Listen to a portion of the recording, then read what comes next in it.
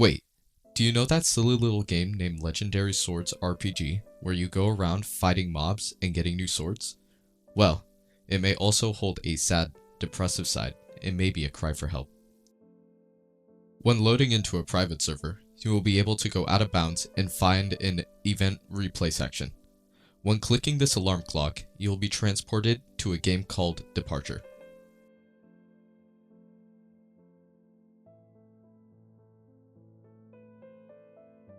You are greeted with a beach, a forest, and a red and white tower with a light on top. Once at the top, you are able to click the light, and an invisible figure appears on the rocks. Chilling dialogue follows.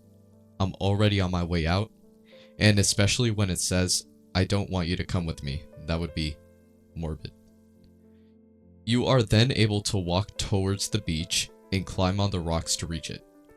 You are then teleported to a cloudy land, which may represent heaven. Talking to the NPC that greets you gives you a chilling message. Why do you keep trying to bring me back?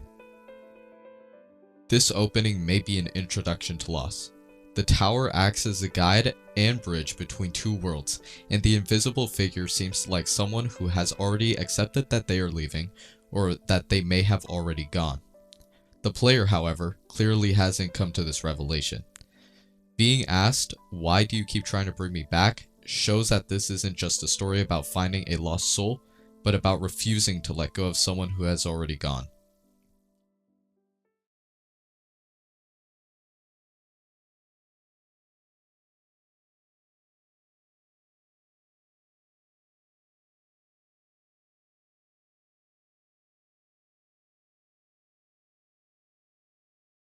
You are then teleported to what seems to be your home.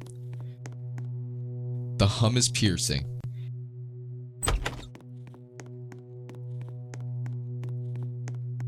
Mom and Dad are asleep.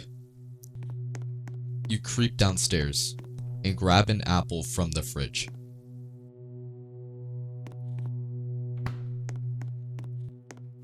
You reminisce when you used to play outside with we don't know.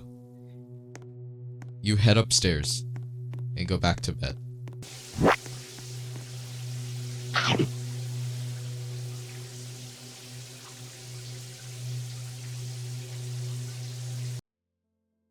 This section represents denial and isolation. Home should feel comforting, yet it feels empty and unsettling. The humming noise can be interpreted as anxiety or guilt that never stops. Taking the apple may symbolize gaining awareness or knowledge of loss, something you can't undo. Going back to bed feels less like rest and more like avoidance, choosing to hide from the pain instead of confronting it.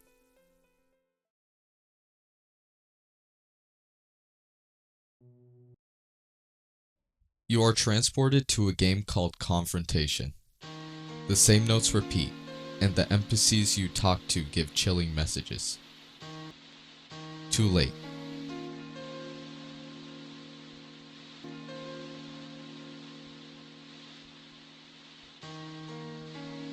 You keep walking, and you reach an open field with a gigantic tree in the middle. They are praying. Should be sorry.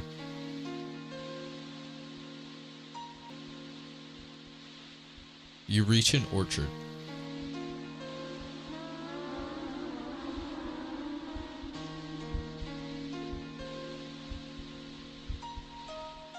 Turn back, please. The apple is rotten. On your walk, you find a bouquet.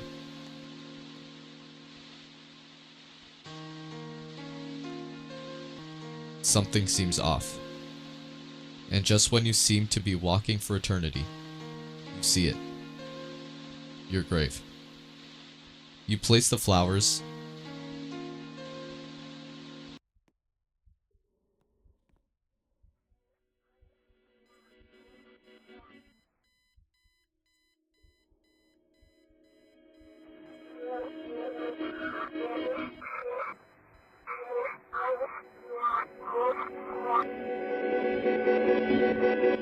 And one more message is seen. it's time to move on.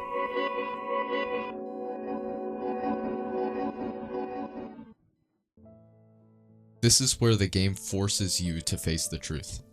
The repetition mirrors intrusive thoughts that won't leave your mind. The rotten apple suggests that clinging to the past has become harmful. Finding your own grave doesn't necessarily mean literal death. It represents the death of who you were before the loss.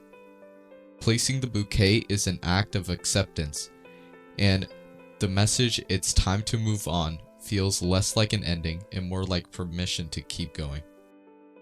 Grief, regret, and the fear of moving forward without someone you loved. Each part reflects different stages of grief, from denial to finally confronting the truth. It isn't telling you to forget. It isn't telling you to stop caring. It's just telling you that you're allowed to keep going. And maybe that's the most unsettling part of all. Not that we die, but we have to keep going after someone we love does.